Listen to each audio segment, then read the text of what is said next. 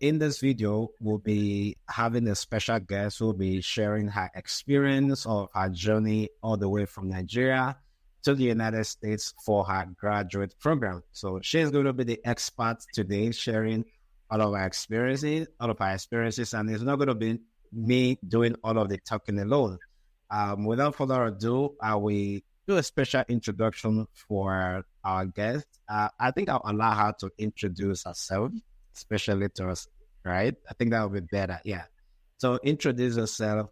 Give us a little bit of picture about yourself.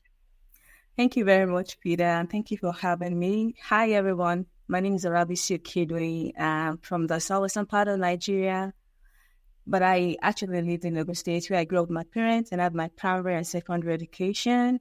I attended the Federal College of Education, Ushiele, for a diploma program in agric education before proceeding to Federal University of Agriculture, my bachelor's in animal science, where I did a master's degree. And from there, I went to North Carolina A&T for my master's. And now I'm studying for a PhD program in food science at KSU, Kansas State University. So aside academia, I'm an avid lover of music. I find music very therapeutic. And I'm excited to share my story and my progress here. Thank you very much for having me once again. Thank you. Yeah. Thank you so much for that wonderful introduction. I like the last part. If you were to, have an album, if you're looking for somebody to feature in your album, in your music, please invite me. I can replace really is one verse I can say something interesting about research in your album. Noted. Yeah. So people always think that for you to, migrate from your home country to, let's say, the Canada, United States for the program, you must be the smartest person in the world. So, yeah, that's what do you think that's actually true?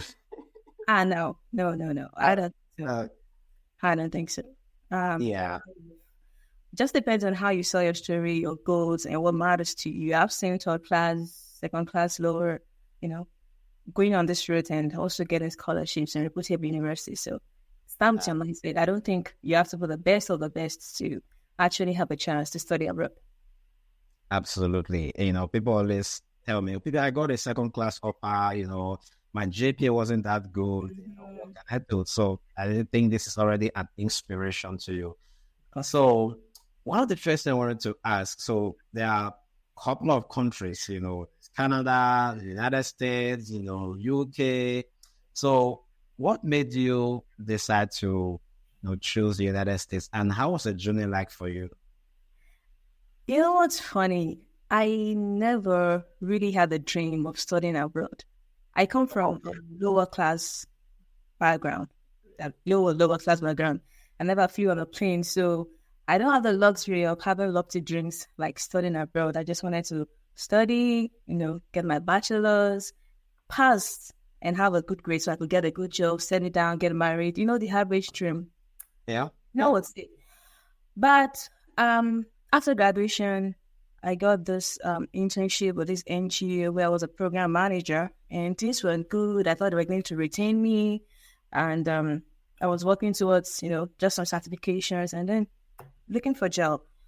But then in 2021, I went through a very tough personal loss that shook me up a bit. And then coupled with this dissatisfaction, I started to feel like I'm made for more. I could be more. I could, be more than this. So I went on LinkedIn. I saw a lot of people doing amazing things, and that challenged me. And then I reached out to one of the top voices there and explained my story. This is my journey. This is how far I've gone, because I actually finished my bachelor's very, very late. It was my late 20s. So, and then they started coaching me how to set goals, break your goals down into smart, measurable, attainable, time and all that. And one of our sessions, he just came to me like, what did you even graduate with? And I said, first class. And he said, first class. Well, like, come on. Aiming for scholarships abroad, it's not the MasterCard or the Erasmus or the Commonwealth, or even scholarships in North America. And that was a spark that I needed. Wow. Started joining relevant groups on Telegram or WhatsApp, on Facebook, attending seminars. And that was it. I learned the heart of code mill, writing SOPs, writing personal statements. And that's how the whole program, that's how my journey began. And luckily for me, towards the ending of 2021, I got 3 amazing offers. And that was it. Mentorship. Yeah. Such a beautiful story you've told there. And I think something similar to my own story, I finished my undergrad biochemistry, and I thought my department was also going to retain me because I finished like top of my faculty, like probably like top 3 in the university at that time. So I was very, very optimistic that they would retain me, but it didn't happen, right? I know. And then I started applying for jobs, and it was so frustrating. I was like, doing all of these, aptitude tests with generally everybody, everybody knows. Yeah. And then I had the same conversation with a friend about it. And yeah, the same question, like, how was your grade like? And I was like, my grades are all superb. And then, yeah, he introduced me to like Education USA. I was going to seminars. And later on, somebody introduced me to the US, to Canada. And then, the code mailing and, SOP writing. And so I kind of see similarities in the story. And one of the things I can say there is that a lot of hard work is involved. I don't know if you agree. Trust me. Of course. I spent years now. Nigeria now, power is not messing up the internet. You have to spend a lot of data. And so I would leave my house and go to the school, spend hours trying to find programs that fit. And in my program, it's not as, you don't find too many opportunities just flashing at you. You really need to do your searching. You need to dig down and, start searching different websites for information to know what this professor is doing, their research, and how they align with yours. So it was really, really hard work. I can't even underestimate that. Well, how many emails did you send in total before you got it? You are going to make me remember PTSD. I think I spent close to 200. Wow. Yeah. So can you repeat that again? Because I've seen people sending like 5-10 emails and they're already discouraged. You serious? Yeah, I think I sent close to 200. I did have an Excel sheet where I could still look for it, where I tracked down every email I've sent to every professor, which school, which program. So yeah. And then the rejection just gone, someone don't bother to reply, you just go there. You see the reminder. Cycling back to my previous email about the graduate opportunity in your department. Do you know what I do? Do you know what I do most times? Like, even when I started my PhD, sometimes if I just want to look back and just be grateful to God to how far God has taken me, I just go back to my 2016 back emails. And then I started looking at all of the emails that I sent that I didn't get a response. And, there was a story when I was at Memorial University, when I was doing my master's, I think I probably once sent emails to all of the professors in the department before I finally got one. And one day we're doing a meeting, more like a departmental, symposium where all the professors are there having a chat. We're just kind of having lunch. In my mind, I was like, this professor has sent you email. You did? He did not respond. This one, and at some point, I even told some of them, I said, I made you like in 2016. He didn't respond to my email. He was like, sorry. So it's... Name them though. I mean, working with my advisor during my master's program, I see how many emails you get. Exactly. A lot from the world. Everyone is looking for an opportunity to come to America or Canada. And that's why I tell my mentees, like, when you're structuring your code email, these people read a lot of emails. They don't have time. Avoid long, boring text. Keep it short, keep it captivating, straight to the point, and then just make it easier for the reader. Exactly. And then I think the mistake that I made even with starting was just sending emails without even thinking about it, without getting coaching, without even getting good samples online. And when I looked back to the first email I sent, I was like, come on, how could you do it? And I was like, no professor is going to respond to this kind of email, Yes. right? No professor, because they are, as mentioned, when I started, even the same thing, I have a number of conversations with my professor, and there are some emails that are very annoying.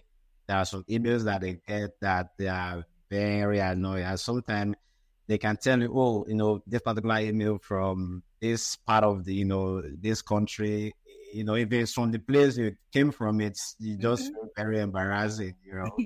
In fact, there was one of them that my supervisor had to refer the person to me because my supervisor knew that I do this like consultation with international students and provide guides. So sometimes, he would just she would just tell the person, contact my student. At least know how to send quality email first. I may not have funding, but learn how to send quality emails first. So I'm really glad, you continued in the journey and never gave up. The day you got your visa approval, or the day you got a positive response, let's start from there. And the day professor say, you know what, I like your profile. How was the response like? Did you do like an interview or? I did an interview. I did a phone interview, then I think followed by a solo interview. But do you know the funny thing is this particular professor was close to one of the professors I worked with as an undergrad, but I never knew. I already sent an email. We'd already communicated this for, I think it was at the point of needing a reference letter, and I told, sir, we need a reference letter for application to this program. So who did you contact, or who is going to be your prospective advisor? And then I mentioned his name as well. Are you serious? It's my friend. Wow. And then they got talking, and it just further boosted my chances. Wow. Yeah. So I was very happy. I was elated. When the professor was talking to me, he said there was just a line in my email that just got him captivated. Like, this is a quality of a researcher, So yeah, but overall I was excited. Yeah, I was happy. And that when you start the research, you can now know why these professors are really looking for the best. Exactly. Because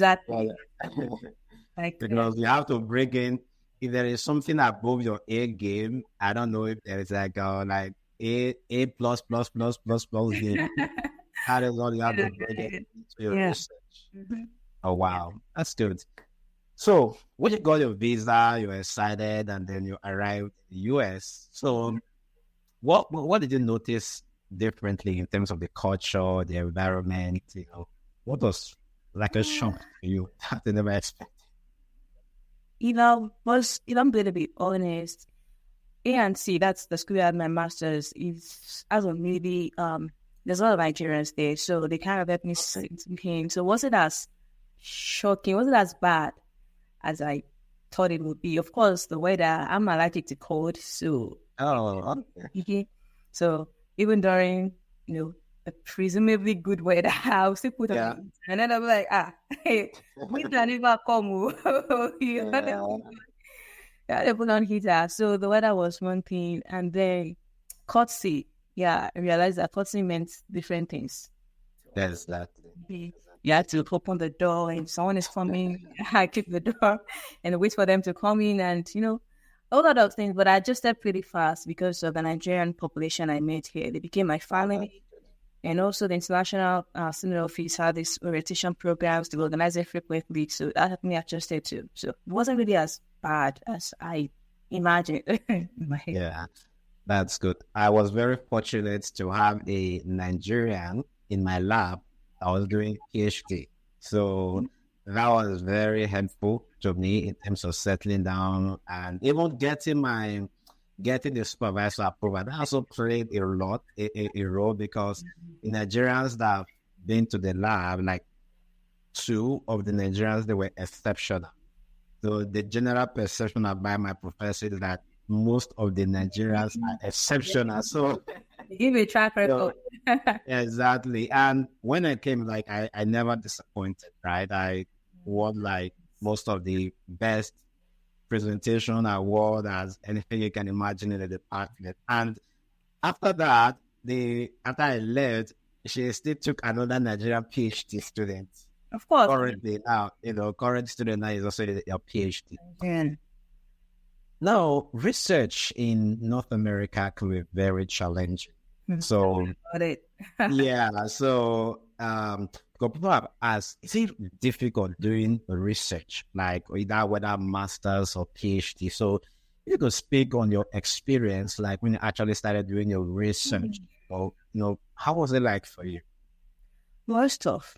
It was very, very tough. Let's be honest. It was tough. I wanted to do something different from the norm in my lab. So in my lab, we typically do a lot of in vitro studies, simulation studies, but I decided, okay, let's go in vivo. Oh, wow. Let's see if we can simulate this result that we've been demonstrating in the real life experience, real life practical setting, and also some parameters that we don't usually measure. So I told my advisor, we really liked it. They said, the unit is going to involve a lot of reading, a lot of research, we don't have the equipment. We have to go to another university to. Oh, wow. But I just took it on, like, I wanted this. But when I got into it, I got myself into. Wow. Yeah. When it started, I couldn't turn back, So Oh, wow. it was very challenging. It was demanding and very tasking. But we pulled through. From the field work to the lab to the writing. But it was worth it. Late night. Library sessions. And I also had to talk to a lot of people outside my field, to gain their perspective, data analysis. I sought out a lot of people, but I got help. I got the help I needed. So. Yeah. So I think one of the things you've mentioned that is very crucial is that don't do it alone, or else you're going to crash. What helped me again was I had a very supportive team. In my lab, we all work together. There is no, this is your work. This is my work. We all just come together and execute the project. So they were very, very supportive, and I'm glad I had this team. Okay. Thank you so much for taking our time to share all of your experiences today. Thank you for having me. Yeah, thank you so much. And to all of my audience, so those are watching my video for the very first time, thank you for watching this video. Why don't you consider hitting that subscribe button and also click on the like button and share this video with your friends in the comments, in the comment section. And if you have a specific question for me or Olabisi, just put it in the comment section. Any question about scholarship, I'll try to respond to the questions as much as possible. And for the ones that I'm not sure of, I'll reach out to Olabisi to, get us, especially for, things that have to do with US, because I'm not an expert in a lot of the US process. So thank you so much for watching this video. And for those that want to reach out to me one-on-one for guide or mentorship, there's going to be a link in the description. Reach out to me. I can, guide you, at least be your mentor in this whole process until you're able to get a supervisor. And all right. Thank you, everyone. I'll see you guys in the next video. Cheers. Yeah, bye. That's it.